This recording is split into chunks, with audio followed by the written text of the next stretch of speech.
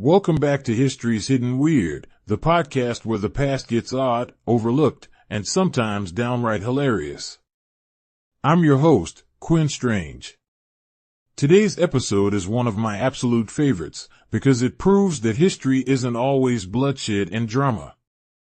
Sometimes it's paperwork, politeness, and 335 years of people simply forgetting to stop being at war. Yes. Really.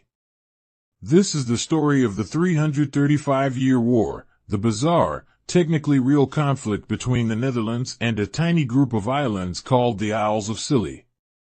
A war with no battles, no casualties, no destruction, and absolutely no point.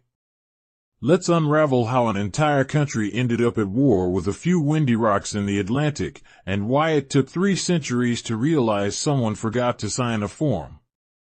To understand how this war began, we have to go back to the English Civil War in the mid-1600s. England wasn't exactly feeling stable.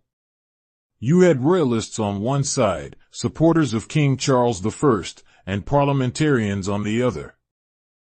Imagine your country splitting into Team We Love the King versus Team Absolutely Not, and both teams having cannons. Things got messy. Now, way out off the coast of Cornwall are the Isles of Scilly, rugged, isolated, and strategically useful. During the Civil War, the Royalists took refuge there, but they weren't exactly model citizens. They were raiding Dutch shipping lanes and causing havoc for merchants. And the Dutch Republic? They were the Costco of naval trade. Big. Everywhere. Not to be messed with. So when Dutch ships started getting attacked by English royalists hiding in Scilly, the Netherlands did the reasonable thing. They demanded compensation. The royalists basically said, well, no. In diplomat speak, this is the equivalent of flipping the table over. In 1651, Dutch Admiral Martin Tromp sailed down to the Isles of Scilly with a fleet and said, all right, enough of this nonsense. Either pay for the damages or we declare war. The Royalists chose door number 2. And so, drumroll, the Netherlands declared war on the Isles of Scilly. But here's the thing. Within months, the parliamentarians captured the islands, the Royalists were booted out, and suddenly, there was no reason for a war at all. The Dutch sailed home. Everyone moved on. Except, no one ever officially signed a peace treaty. Not because of drama. Not because of tension. No. Because every single person involved forgot. Humanity survived world wars, revolutions, industrialization, and the invention of the deep fryer, while this tiny, accidental war quietly remained on the books. For centuries, nothing happened. There were no battles. No soldiers. No strategies. No angry letters. Not even a passive-aggressive postcard. The war didn't affect a single life, not one. Records indicate that almost no one, including the Dutch, remembered it existed.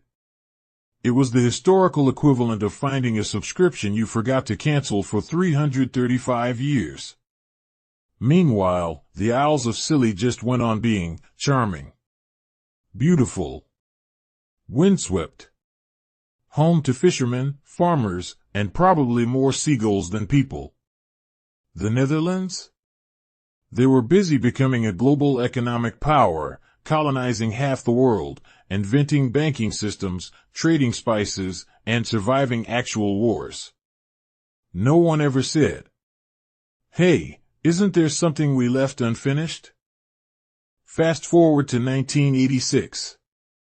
A Scilly historian named Roy Duncan was researching local military history and stumbled across old records mentioning a Dutch declaration of war. He checked every archive he could find and came to a shocking conclusion. The Isles of Scilly were technically still at war with the Netherlands, 335 years later. Roy Duncan did what any reasonable person would do. He called the Dutch embassy and said, "Hi, this might sound strange, but I think your country is still at war with us." And the Dutch said something historians love. "Wait, really?" Roy invited Dutch Ambassador Rein Heidkoper to the islands to sort things out.